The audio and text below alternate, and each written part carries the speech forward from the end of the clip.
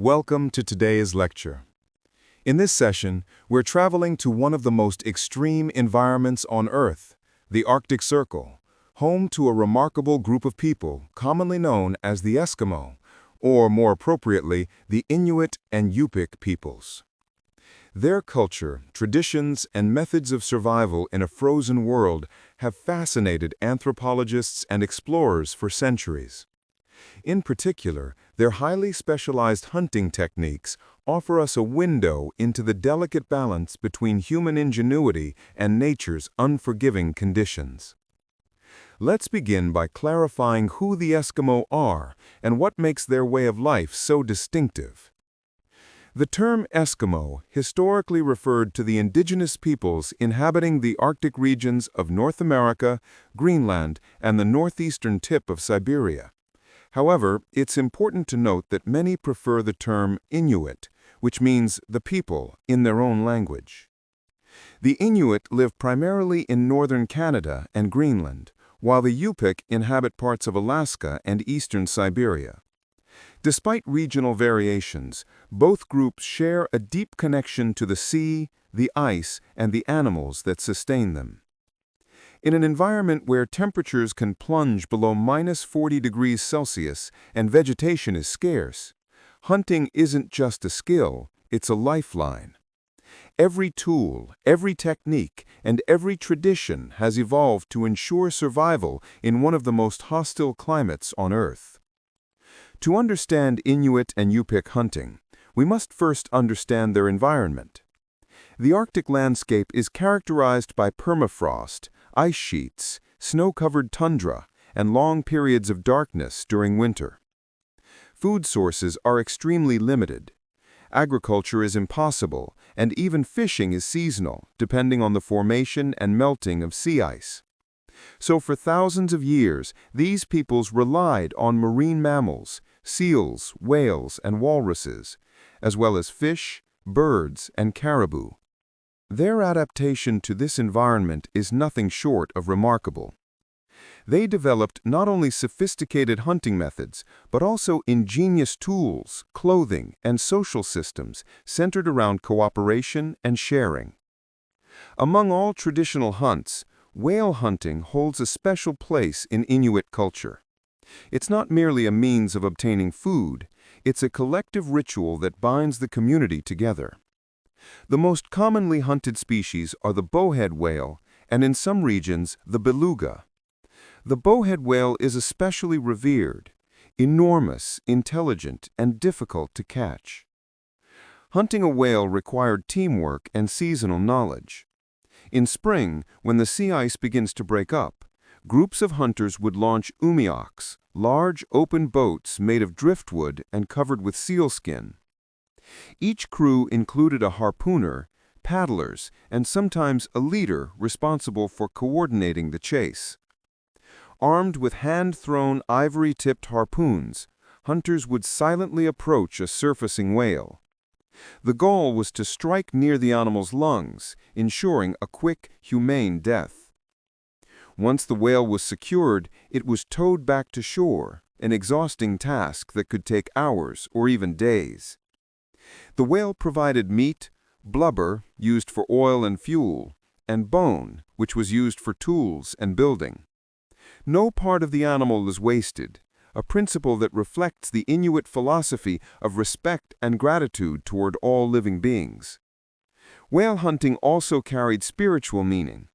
Hunters performed rituals before and after the hunt, offering small gifts to the sea or the animal's spirit, believing that showing respect would ensure future success. While whales were hunted seasonally, seals formed the daily staple of Inuit life. Seal meat was eaten fresh or dried, and their blubber was rendered into oil for lamps, crucial for light and warmth during the long polar nights. Their skins were used for clothing, boats, and tents. Seal hunting demanded incredible patience and deep knowledge of animal behavior. During winter, hunters would travel over the frozen sea to locate breathing holes, small openings that seals use to surface for air. Hunters waited silently for hours beside these holes, armed with a harpoon connected to a float or line. When a seal surfaced, they struck with lightning speed, then quickly pulled the animal out before it sank. In summer, seals were hunted from kayaks, sleek one-person boats that allowed hunters to glide silently across the water. Using a toggle-headed harpoon, they could strike a seal and prevent it from escaping beneath the ice. Seal hunting was not only about skill, it was about attunement to the rhythm of the sea and ice. Hunters studied wind patterns, ice movements, and even the sounds beneath the frozen surface to predict where seals might appear. In addition to marine mammals, fish provided an important source of protein. The Inuit caught species such as Arctic char, salmon, and whitefish. Fishing was done through holes cut in the ice or by using weirs and nets during summer. They also developed traps made of stones or wood to capture fish moving with the tides. Some regions even used bone hooks carved with remarkable precision. For smaller animals like foxes, hares, and birds, hunters used snares and traps. Every catch, no matter how small, contributed to survival. While the sea dominated coastal life, inland groups depended heavily on caribou, known in some regions as reindeer. Caribou were hunted during their migration seasons, when herds crossed rivers or narrow valleys. Hunters would build stone fences or rock piles to funnel the animals toward ambush points, where they used bows and arrows or spears. In the past century, rifles replaced traditional weapons, but the cooperative nature of the hunt remains. The caribou provided meat, skins for clothing, antlers for tools, and tendons for thread. Caribou hunting also reinforced social bonds. It required planning, teamwork, and fair distribution of the catch. The success of Arctic hunting relied on highly specialized tools, many of which were masterpieces of design. Harpoons, made of bone, ivory, or antler, often with detachable heads for better penetration. Kayaks and umyaks, lightweight boats covered with sealskin, perfectly adapted to icy waters. Snow goggles, carved from bone to prevent snow blindness. Clothing, layered animal skins designed to trap heat and resist wind. Every item was crafted by hand, often passed down through generations. Women played an essential role in sewing clothing and maintaining equipment. Without their work, hunting expeditions could not succeed. For the Inuit and Yupik, hunting was more than survival. It was a sacred relationship with the environment. They believed that every animal possessed a spirit, and that success in hunting depended on treating those spirits with respect. Before a hunt, offerings might be made to the sea or sky. Afterward, ceremonies of thanks were held, sometimes involving songs, dances, or symbolic gestures such as returning the animal's bones to the sea. This belief system created a powerful ethical code. Never take more than you need, and never waste what you take. Such values ensured that hunting remained sustainable for thousands of years before industrialization reached the Arctic. In Arctic society, cooperation was essential. Food was shared among families and elders, ensuring that no one went hungry. This system of sharing was not charity. It was a form of social insurance.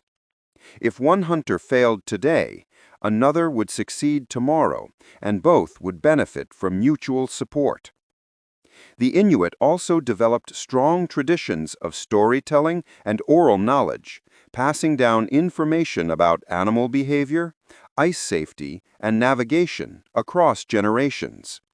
Children learned through observation and participation rather than formal teaching. In the modern era, traditional hunting practices face new challenges. Climate change is altering ice conditions, making travel more dangerous and unpredictable. Sea ice melts earlier in the year, reducing access to traditional hunting grounds. At the same time, modern technology, snowmobiles, rifles, and GPS has transformed how hunting is done.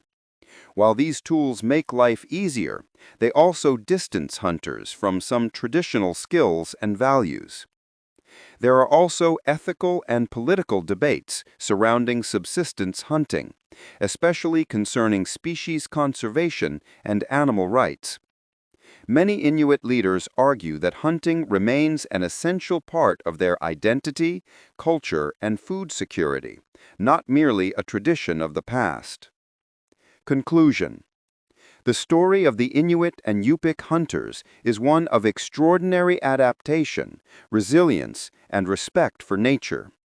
They mastered a world that most humans would find uninhabitable, not through domination, but through harmony and understanding. Their tools, rituals, and communal values reflect a profound philosophy. Survival is not about conquest, but about coexistence. Even as the Arctic changes, their legacy endures, a reminder that human ingenuity and spirit can thrive even at the edge of the world.